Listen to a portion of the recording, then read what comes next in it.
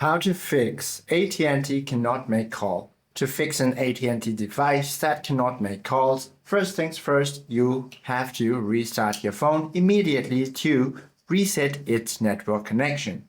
So all you have to do is swipe downwards from your home screen and tap on this power button or power option and tap restart. Or what you can also do is simply long press your lock button and hold it for 2 to 3 seconds.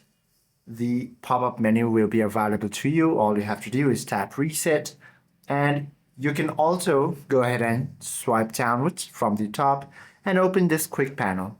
Make sure to enable the airplane mode for almost 10 seconds. Once you do this, all you have to do is now turn off. What this does is it usually resets the network carrier. Once you do this, your problem should be fixed. Hope this video helps you out a lot. If you have any questions or queries, do comment down below.